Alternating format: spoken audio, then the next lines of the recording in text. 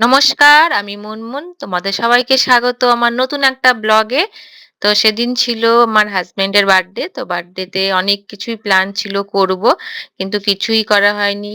বৃষ্টি মহারাজ এসে সব চপাট করে দিয়েছে আমাদের প্ল্যানে। জল ঢেলে দিয়ে গেছে একদম পুরোপুরি। তো সেদিন ফেরার পথে বৃষ্টিতে আমার মেয়ে টিউশন থেকে ফেরার পথে বৃষ্টির মধ্যেই কেকটা এনেছিল ভিজতে, ভিজতে। তো সেটাই রাতে 12 টার সময় কাটবে বলে রেডি করছে। বাবাকে সারপ্রাইজ দেবে। Happy birthday Happy to you. birthday to you. Happy birthday. এই যে কেক কেটে নিলাম বার্থডে উইশ করতে, করতে। তো এই যে দরজা থেকে আড়াল দিয়ে দেখতে পারবে এখনই আসবে মিতালি। ও আসেনি অ্যাকচুয়ালি ও সেদিন একাদশী ছিল। বলল, "না আমি একাদশীতে আ আসবো না দেখলে হয়তো খেতে ইচ্ছা করে যদি আমি ভুল করে খেয়ে নিই।" সেজন্য ও আসেনি। এই যে মোমবাতিটা ১ম এ জ্বালিয়েছিল ফুল দিতে ভুলে গেছিল। এজন্য পরে নিভিয়ে দিল ওর বাবা আবার। এই যে আমিও কেক খেয়ে নিচ্ছি আর একটু কেক খাইয়েও দিচ্ছি।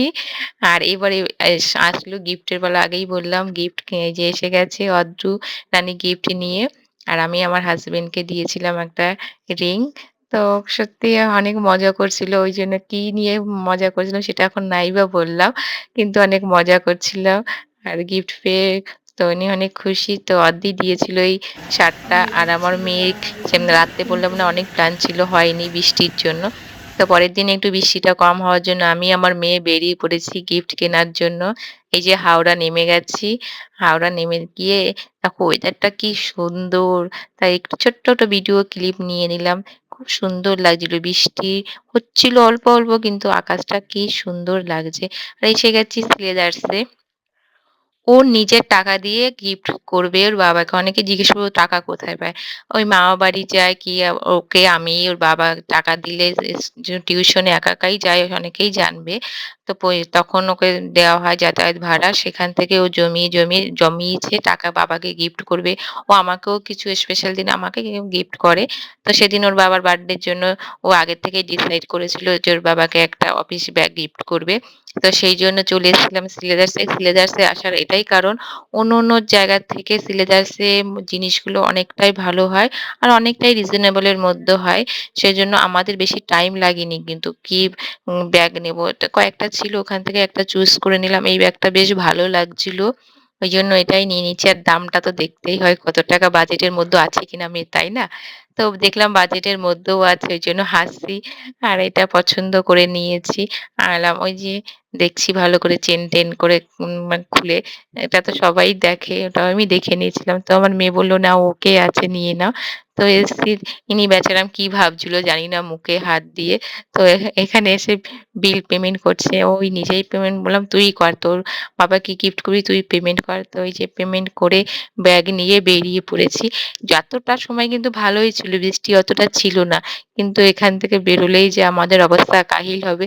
তো ফেরার পথে বললাম, "চল এবার আমারটাও দেখে নিই। তুই আমাকে পুজোয় কি গিফট করবি সেটা দেখে যাই।" তো সেটাই দেখছিলাম। তো এটা একটা পছন্দ করে এসেছি। বলেছি, "এটা পুজোতে আমাকে গিফট করবি কিন্তু।" জবরদস্তি নয় কিন্তু মজা করে বলছিলাম মেয়েকে।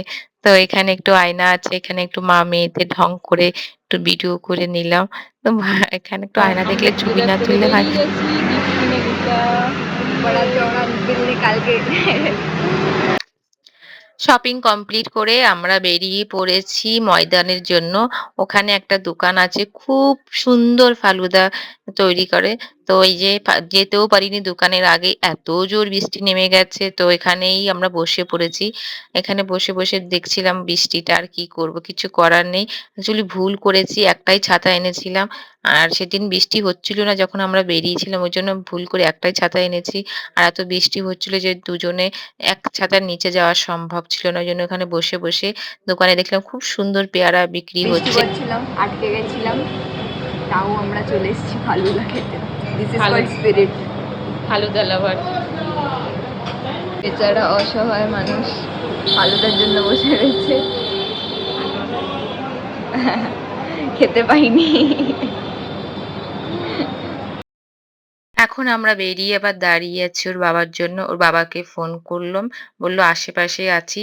০.৫ ঘন্টার মধ্যে চলে আসবো। তার জন্য দাঁড়িয়ে আছি।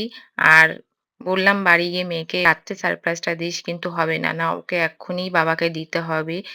এই যে এসে গেছে ওর বাবা বৃষ্টির মধ্যে ভিজতে, ভিজতেই। কিন্তু দেখে গিফটটা খুব খুশি হয়েছিল। কিন্তু একটু বকছিলও মেয়েকে যে, "এত টাকা কেন খরচা করেছিস? আর এতক্ষণ দাঁড়িয়ে রয়েছি দেখো।" গিফটটা পেয়ে বাবা সত্যিই খুশি হয়েছিল। মেয়ে দিয়েছে বলে কথা। তো আমরা আবার বেরিয়ে পড়েছি বাড়ি যাওয়ার উদ্দেশ্যে। সেদিন পুরো বেকার গেছে আমাদের। সারাদিন বৃষ্টিতে ভিজে, ভিজে অবস্থা কাহিল আমাদের।